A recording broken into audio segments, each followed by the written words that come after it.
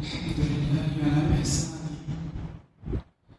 والشكر له على توفيقه وامتنانه وأشهد أن لا إله إلا الله وحده لا شريك له تعظيما لشأنه والصلاة والسلام على النبي الداعي إلى رضوانه أما بعد فأعوذ بالله السميع العليم من الشيطان الرجيم من همزه ونفخه ونفثه بسم الله الرحمن الرحيم يا أيها الذين آمنوا اتقوا الله حق تقاته ولا تموتن إلا وأنتم مسلمون يا أيها الناس اتقوا ربكم الذي خلقكم من نفس واحدة وخلق منها زوجها وبث منهما رجالا كثيرا ونساء واتقوا الله الذي تساءلون به والأرحام إن الله كان عليكم رقيبا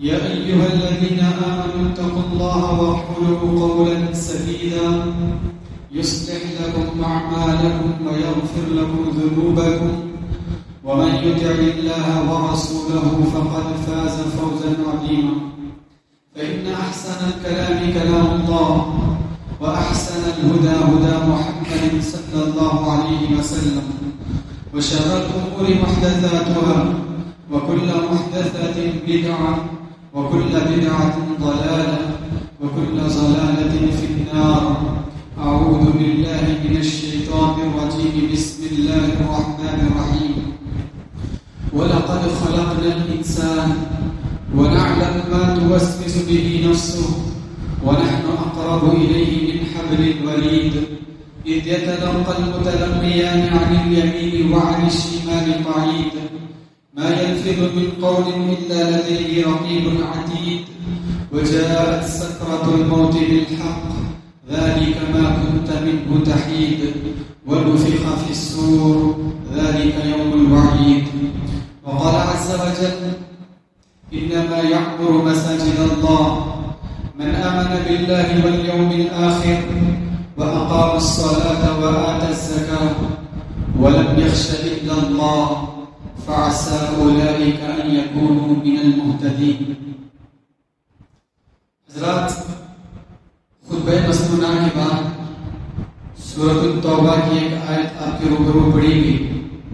اللہ تبارک و تعالیٰ نے اس آیت کریمہ میں ارشاد فرمایا انما یعمر مساجد اللہ، یقیناً اللہ تبارک و تعالیٰ کی مسجدوں کو وہی لوگ آباد کرتے ہیں من آمن باللہ والیوم الآخر، جو اللہ رب العزت کی ذات پہ ایمان رکھتے ہوں اور یوم آخرت پہ ایمان رکھتے ہوں، وَأَقَامَ الصَّلَاةَ، اور جن کی زندگیوں میں نماز کی پابندی کا اہتمام ہوتا ہو، وَآتَى الزَّكَاةَ، اور اللہ تبارک و تعالیٰ کے لیے زکوٰۃ نکالتے ہوں، مال میں اپنا حق نکالتے ہوں، وَلَمْ يَخْشَ إِلَّا اللَّهَ، اور جو سوائے اللہ رب العزت کے کسی اور سے ڈرتے نہ ہوں، کسی اور سے خوف نہ کھاتے ہوں، فَعَسَىٰ أُولَٰئِكَ أَن يَكُونُوا مِنَ الْمُهْتَدِينَ، اور یقین ہے کہ ایسے ہی لوگ ہدایت یافتہ لوگ ہیں اور ایسے ہی لوگوں پر اللہ تبارک و تعالیٰ کی ہدایت نصیب ہوئی ہے.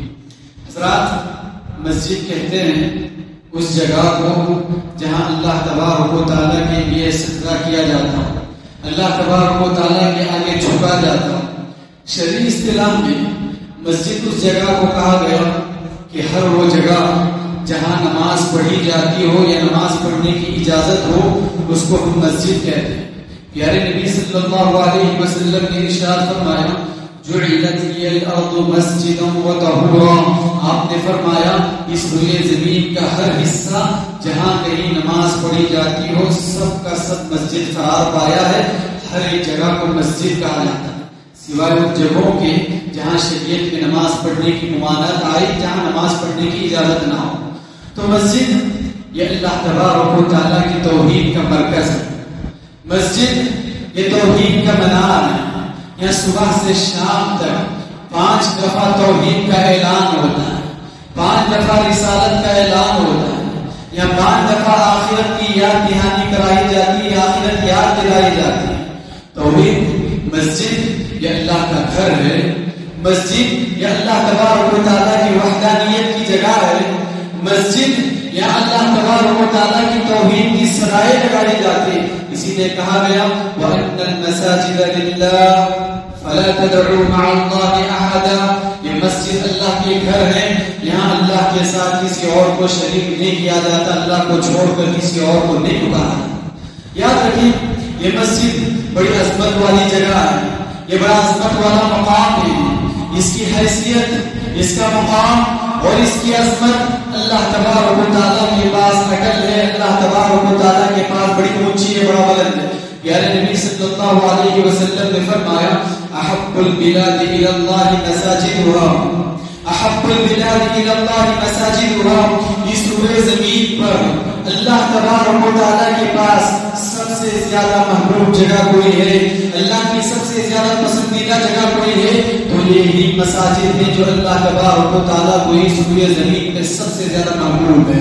اسی لیے اس کے بالمقابل پیارے نبی صلی اللہ علیہ وسلم نے فرمایا ابغض البلاد الى اللہ اسواقها. مسجد جہاں توحید کی صدا بلند ہوتی اور صبح شام اللہ کا ذکر کیا جاتا ہو، اسی لیے اللہ کو پسندیدہ جگہ ہے. اس کے مقابلے میں بازار جہاں صبح سے شام تک گالیاں بکی جاتی ہوں، صبح سے شام تک برائی دھوکہ جھوٹ سے آباد ہو، یہ اللہ تبارک و تعالیٰ کو یہ چیزیں سب ناپسندیدہ ہے. رات مسجدوں کی عظمت، مسجدوں کی عظمت اس سے جڑے ہر کام سے لگی ہوئی.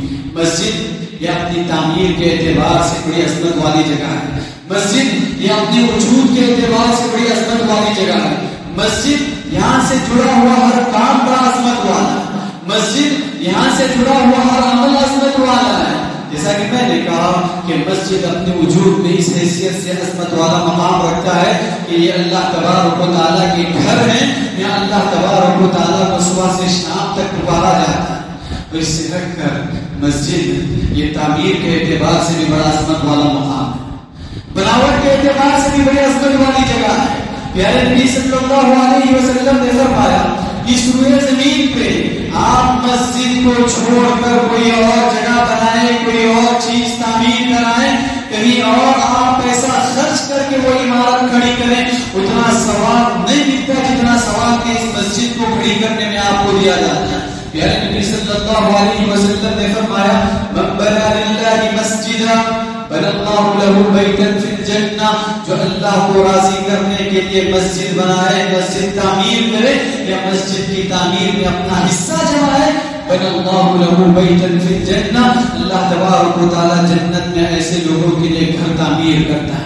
اور یاد رکھیے پیارے نبی صلی اللہ علیہ وسلم نے فرمایا انسان جب اس دنیا کو رخصت کر کے چلا جاتا ہے، انسان کا جب وجود اس دنیا سے مٹ جاتا ہے، اس کے اعمال کا سلسلہ ختم ہو جاتا ہے، رک جاتا ہے.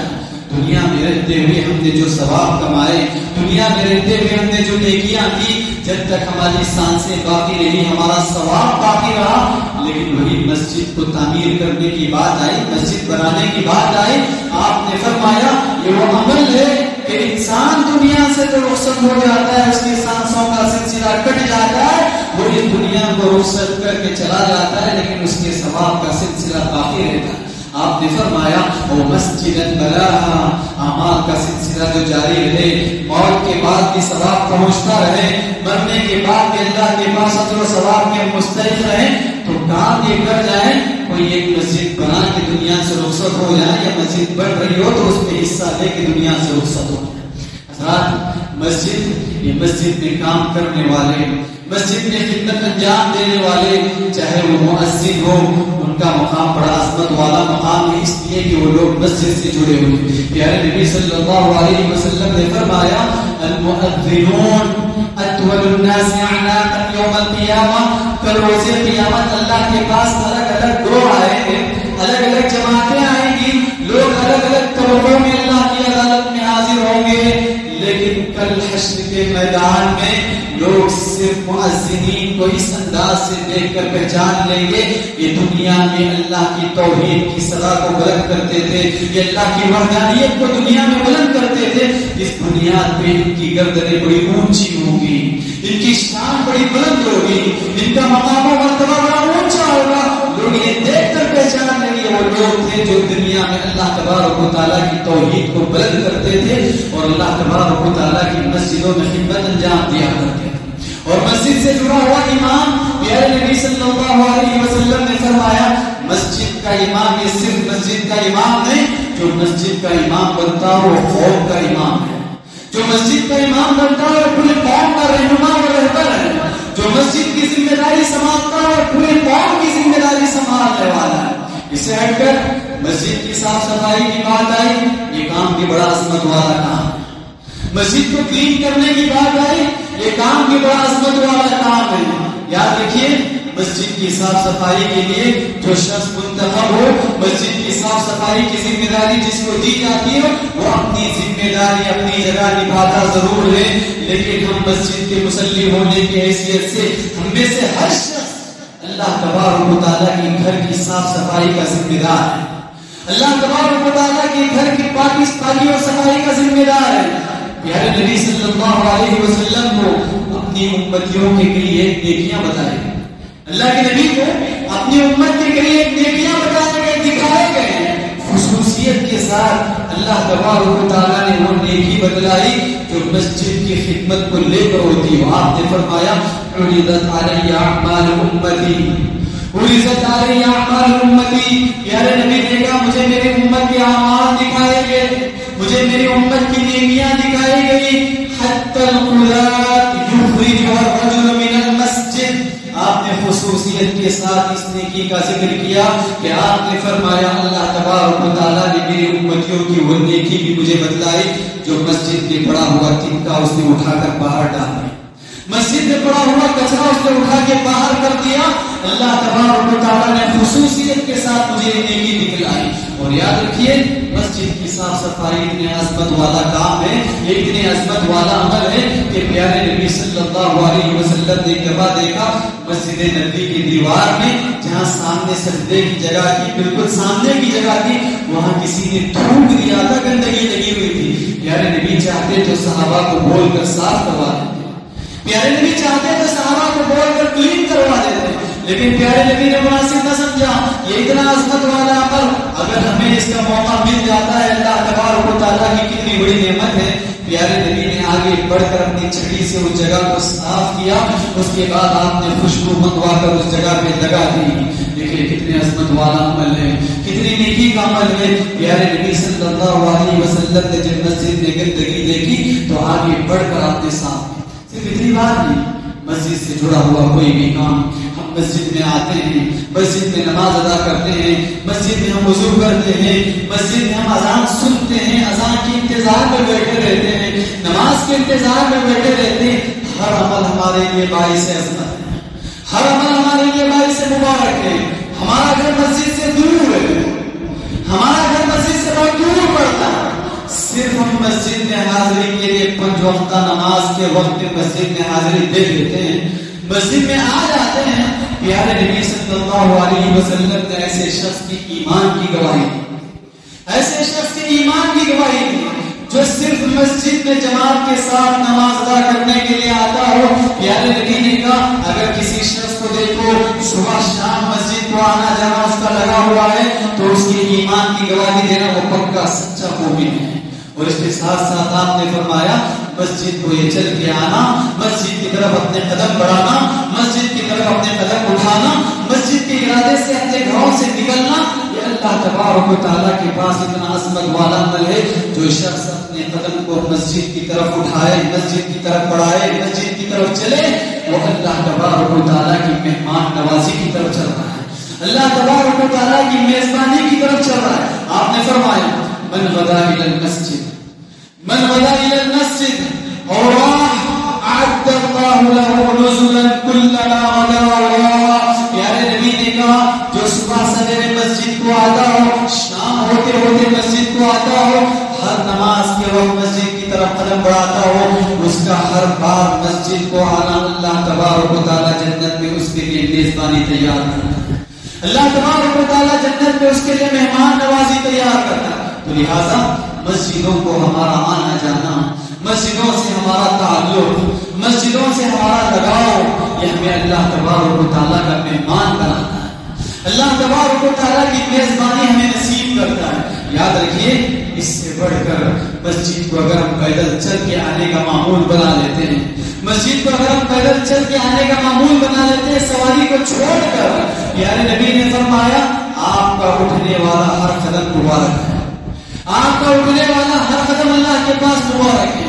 آپ مسجد کو چل کے آتے ہیں، آپ پیارے نبی نے فرمایا احداہما تمحو خطیئۃ، آپ کا اٹھنے والا ایک قدم آپ کے گناہ کو معاف کرتا ہے، والاخرى ترفع درجۃ، اور آپ کا اٹھنے والا دوسرا قدم آپ کے درجات کو اللہ کے پاس بلند کرتا ہے. جتنے قدم آپ مسجد کو چل کے آتے ہیں ہر ایک قدم کے بدلے میں آپ کا ایک گناہ معاف ہوا، ہر ایک قدم کے بدلے میں آپ کے درجات میں بلندی ہوئی. مسجد یہ اتنی عظمت والی جگہ ہے جس کا تعلق اس مسجد سے جڑ جائے، جس کا دل اس مسجد سے لگ جائے، جس کا تعلق اس مسجد سے مضبوط ہو جائے، جس کا تعلق اور جس کا دل اس مسجد کے اندر ہی لگا ہوا ہو، مسجد کی خدمت میں لگا ہوا ہو یا مسجد میں ٹہلنے کے سلسلے میں لگا ہوا ہو، جس کے دل میں مسجد کا جتنا احترام ہو، جتنا لگاؤ ہو، مسجد کا جتنا شوق ہو، پیارے نبی صلی اللہ علیہ وسلم نے فرمایا کہ وہ خوش نصیب شخص ہے جسے کل روز قیامت اللہ تبارک و تعالی عرش کا سایہ نصیب کرے، جسے اللہ تعالی عرش کا سایہ نصیب کرے.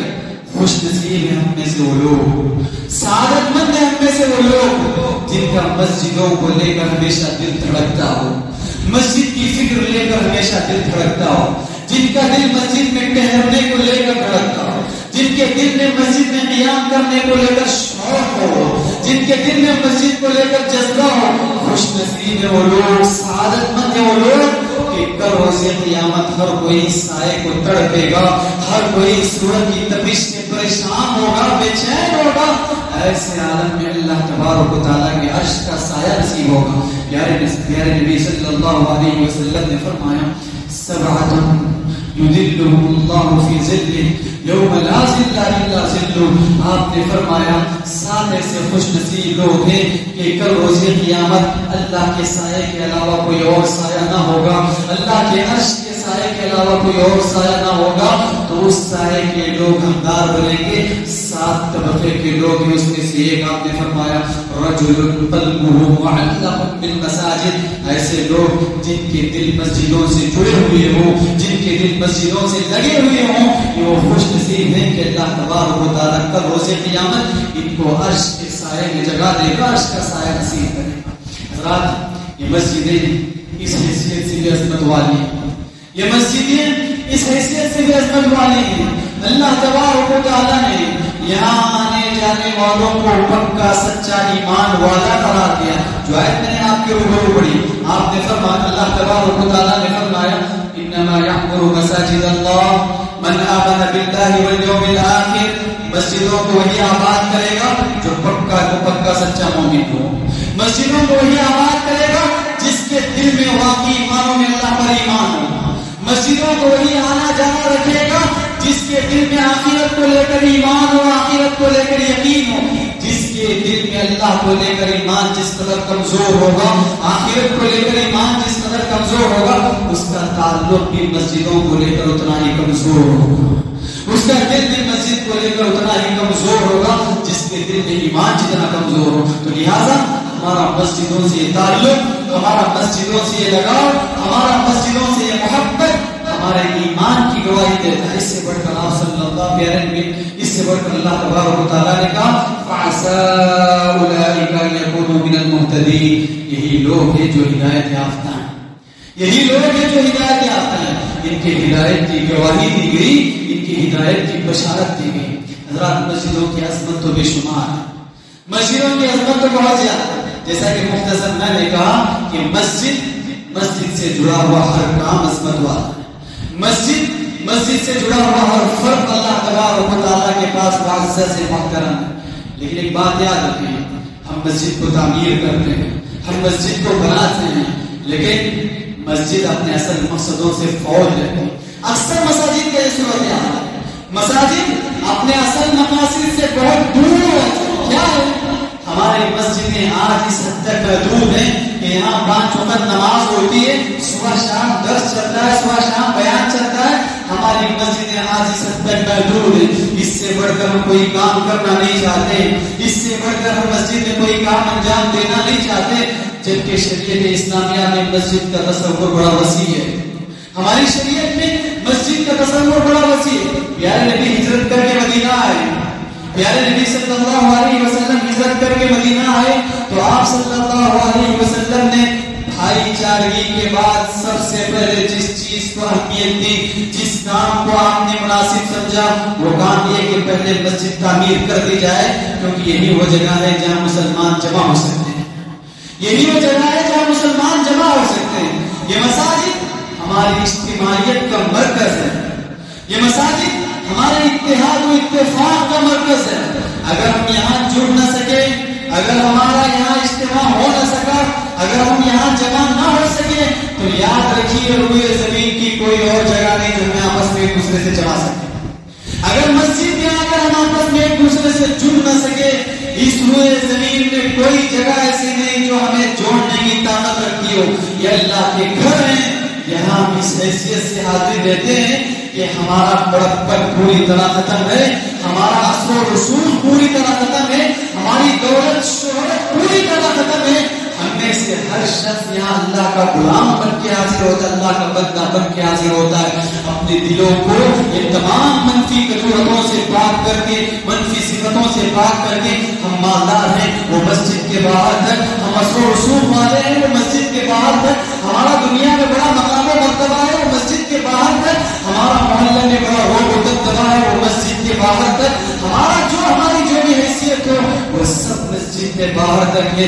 مسجد کے اندر آنے کے بعد سب ایک ہی مقام کے ہیں، سب ایک ہی حیثیت کے ہیں، سب کا ایک ہی درجہ ہے، سب کا اللہ تبارک و تعالیٰ کے پاس ایک ہی مقام ہے۔ ہم اس حیثیت سے اللہ کے گھر میں حاضر ہو کر یہاں جمع ہوتے ہیں۔ اگر یہاں بھی اگر ہم جمع نہ ہو سکے، یہاں ہم جڑ نہ سکے، اس کائنات کی کوئی جگہ ایسی نہیں جو ہمیں آپس میں ایک دوسرے سے جوڑ سکتی ہو۔ افراد، جیسا کہ میں نے کہا، مسجد یہ نماز سے ہٹ کر، مسجد یہ صبح شام کے دروس اور جمعہ کے خطبات سے ہٹ کر یہ ہماری اجتماعیت کی جگہ ہے، یہ ہمارے لیے اجتماعیت کا مرکز ہے۔ اس کے ساتھ ساتھ یہ مسجد پیارے نبی صلی اللہ علیہ وسلم کی شریعت کے بمثال یہ دارالفتاح ہے، یہ دارالفتاح ہے۔ مسلمانوں کو جو بھی اشکال ہو اپنی شریعت کو لے کر وہ مسجد آئیں، مسجد میں موجود جاننے پہچاننے والوں سے اپنا سوال پوچھیں، مسجد میں موجود امام اور عالم سے اپنا سوال دریافت کرے، اپنا جواب دریافت کرے۔ آج مسجد سے دوری نے ہمیں انٹرنیٹ سے جوڑا، مسجد سے دوری نے ہمیں سوشل میڈیا سے جوڑا۔ ہم نے دارالفتاح مسجد سے ہٹ کر اپنے سوشل میڈیا کو ہم نے بنایا، مسجد سے ہٹ کر ہمارے گوگل اور انٹرنیٹ کو ہم نے دارالفتاح بنایا، جس کی بنیاد پہ کئی خرابیاں ہمارے اندر پائی جاتی ہیں۔ شریعت میں مسجد کو دارالفتاح قرار دیا گیا۔ صحابہ کو جو بھی اشکالات ہوتے، جو بھی سوالات ہوتے، مسجد آتے اور پیارے نبی صلی اللہ علیہ وسلم سے پوچھ کر معلوم کر لیتے۔ اس سے بڑھ کر یہ مسجد دارالقضاء بھی ہے، یہ مسجد دارالقضاء بھی ہے۔ یہاں مسلمانوں کے فیصلے ہونا ہے، یہاں مسلمانوں کے فیصلے چلتے ہیں، چاہے وہ میاں بیوی کے مسائل کو لے کر ہو، یا بھائی بھائی کے مسائل کو لے کر ہو، یا کسی کے جائیداد کے مسائل کو لے کر ہو۔ مسلمانوں سے جڑا ہوا کوئی بھی مسئلہ ہو، یہ مسجد دارالقضاء ہے، فیصلے یہاں ہونے ہیں۔ ہم نے مسجد کے دارالقضاء ہونے کے مقصد کو فوت کر کے ہم نے باہری دنیا میں اپنے فیصلے کروانا شروع کیے، تبھی چل کے ہمارے فیصلوں میں شریعت کا کوئی مذہب نظر نہیں آتا، شریعت کا لحاظ نظر نہیں آتا، اللہ کا قانون نظر نہیں آتا، پیارے نبی کی سنت نظر نہیں آتی۔ ہم نے سب کو فراموش کر کے باہری دنیا میں اپنے فیصلے کروانا مناسب سمجھے، تبھی مسجد اپنے اصل مقصد سے فوت رہی۔ یاد رکھیے، یہ ہمارے مساجد کمیونٹی سینٹر ہیں، ہماری مسلم کمیونٹی سے جڑا ہوا ہر کام مسجد ہی میں طے پانا ہے، ہماری مسلم کمیونٹی مسلم سماج سے جڑا ہوا ہر فیصلہ مسجد ہی میں طے پانا ہے، ہماری مسلم سماج سے جڑا ہوا ہر کام یہ مسجد ہی میں طے پانا ہے۔ پیارے نبی صلی اللہ علیہ وسلم کا وہ دور تھا، پیارے نبی کا وہ زمانہ تھا، مسجد ہمارے لیے کمیونٹی سینٹر ہوا کرتی تھی، مسجد مسلمانوں کے معاملات میں فیصلہ کن اور دارالقضاء ہوا کرتی تھی۔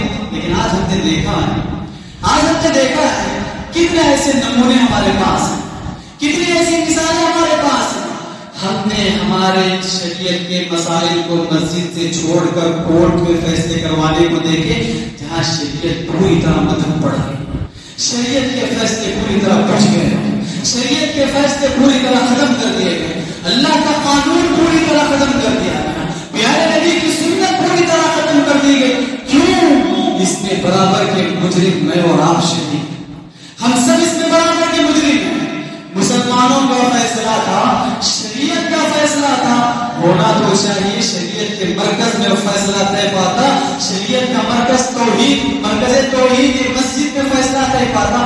ہم نے مساجد کو دارالقضا بنانے کے بجائے صرف نماز، درس اور خطبات تک محدود رکھا۔ اپنے شرعی مسائل کے فیصلے کے لیے ہم نے دنیا کی عدالت چنی، جہاں ہماری شریعت کو فیصلے پوری طرح کھو کر رہ گئے، اللہ اور اس کے رسول کے فیصلے پوری طرح ہم نے بسے پوچھ ڈال دیے۔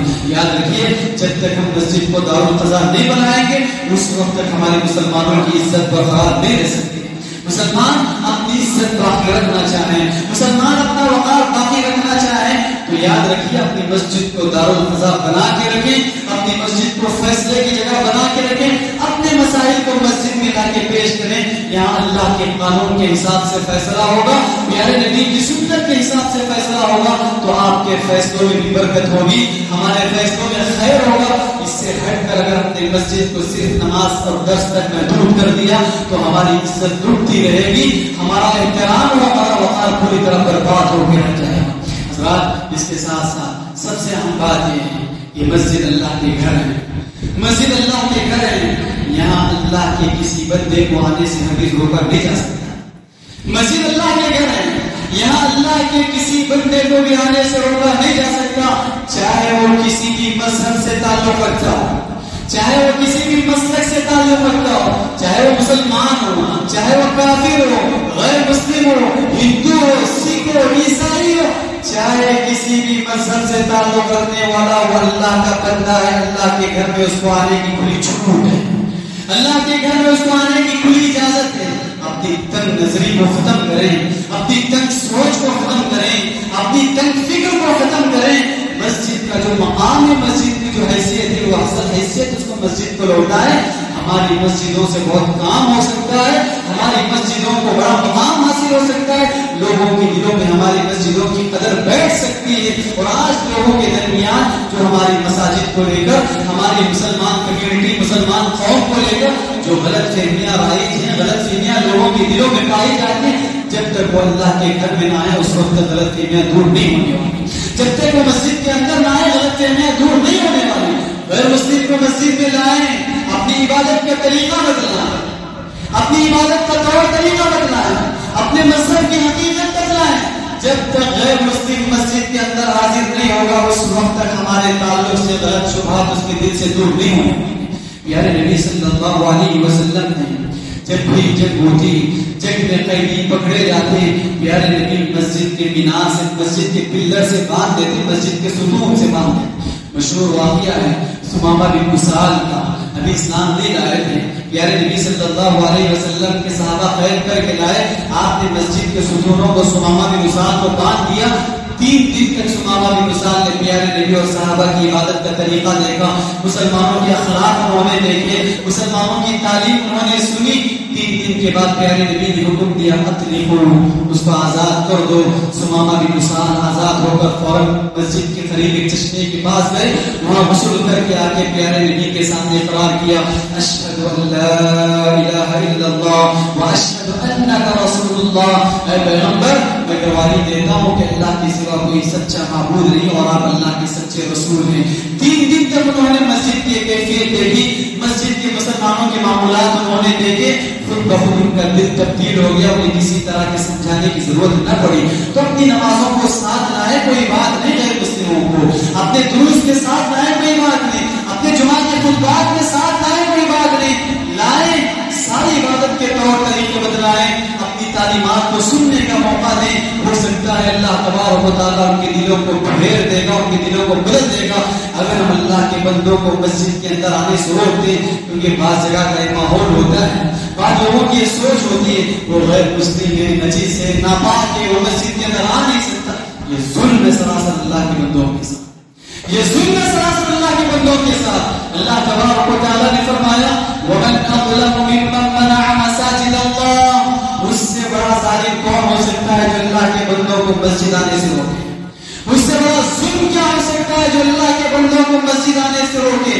اگر ہماری سوچ یہ ہے، ہماری فکر یہ ہے کہ وہ لوگ مسجد کے اندر آ نہیں سکتے، تو ہم سے بڑا ظالم اللہ کے پاس کوئی اور نہیں ہے۔ ایسے لوگوں کو مسجد لائیں اور اپنے آپ میں اپنی تعلیمات دکھا کر، اپنی تعلیمات بتلا کر ان کے دلوں میں جو غلط شبہات ہو، غلط نظریات ہو، اس کو دور کرنے کی کوشش کریں۔ اس حیثیت سے مسجد دعوت سینٹر بھی ہوگا، دعوتی کام بھی مسجد سے چلتا رہے گا، تربیتی کام بھی مسجد سے چلتا رہے گا۔ یاد رکھیے، آج ہمارے مساجد ان تمام مقاصد سے فوت ہیں، ان تمام مقاصد سے دور ہیں۔ یاد رکھیے، جو مسجد دعوت سینٹر نہ بن سکے، جو مسجد دارالفضا نہ بن سکے، جو مسجد کمیونٹی سینٹر نہ بن سکے، وہ مسجد اپنی وجود میں ناکام یا اپنی وجود میں ناقص ہے۔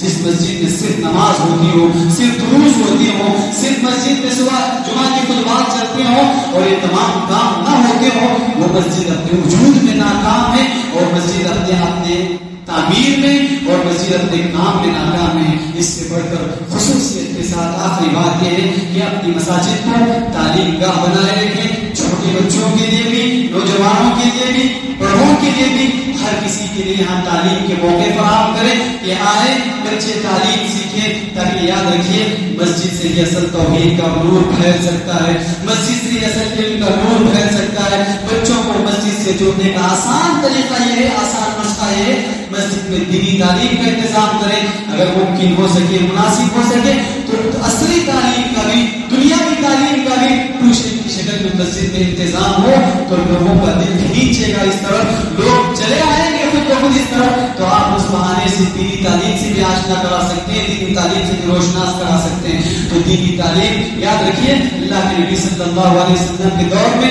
مسجد نبوی ہی اصل اسکول تھی، مسجد نبوی اصل کالج تھی، مسجد نبوی اصل یونیورسٹی تھی۔ صحابہ صحابہ اکرام مسجد نبوی کے چبوترے میں بیٹھ کر صبح سے شام تک علم حاصل کیا کرتے تھے، تعلیم حاصل کیا کرتے تھے۔ یہاں اللہ کے بچوں کو توحید کا سبق سکھائے، رسالت کا سبق سکھائے، آخرت کا سبق سکھائے، عقیدوں کی اصلاح کریں۔ جس قدر آپ مسجد میں تعلیم کا انتظام کریں گے، بچوں کا دین محفوظ رہے گا، عقیدہ محفوظ رہے گا، ایمان محفوظ رہے گا۔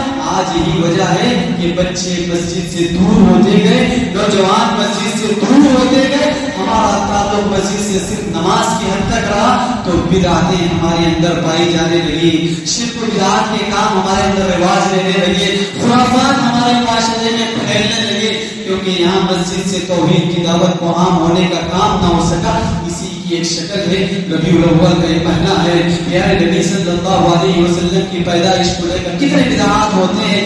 بچے حقیقت اسی وقت سمجھیں گے جب مسجد کو آئیں گے، بچے حقیقت کی بات اسی وقت سمجھ پائیں گے، سیکھ پائیں گے جب مسجد سے جڑیں گے۔ اگر مسجد سے نہ جڑیں، حقیقت سیکھ نہ پائیں گے، دنیا دکھانے کی ہر چیز کو دین سمجھ جائیں گے، دنیا کی بتاتی ہوئی ہر چیز کو توحید سمجھ جائیں گے، دنیا کی بتائی ہوئی ہر چیز کو رسالت اور آخرت کی تعلیم سمجھ جائیں گے۔ اسی لیے بچوں کو مسجد سے جوڑیں، توحید کو مضبوط کریں، ایمان کو مضبوط کریں، عقیدوں کو مضبوط کریں، اور اپنے آپ کا تعلق مسجد سے مضبوط رکھیں۔ جتنا مضبوط آپ کا تعلق ہوگا، آپ اتنے ہی پکے مومن ہوں گے۔ یاد رکھیے، جتنا تعلق آپ کا کمزور ہوگا، صرف نماز کو لے کر آپ کا تعلق رہا، آپ کی مرضی آئی، اب مسجد آئے، مرضی آئی، مسجد سے دور ہو گئے، یہ آپ کے ایمان کی کمزوری ہے، یہ میرے اور آپ کی ایمان کی کھوٹ اور کمی کی نشانی ہے۔ تو لہٰذا اپنے ایمان کو مضبوط کرنے کا یہ آسان راستہ ہے، آسان طریقہ ہے۔ مسجدوں کو آیا جایا کریں، عبادتوں میں شریک رہیں، مسجدوں سے سیکھیں، مسجدوں سے توحید کا سبق جانیں،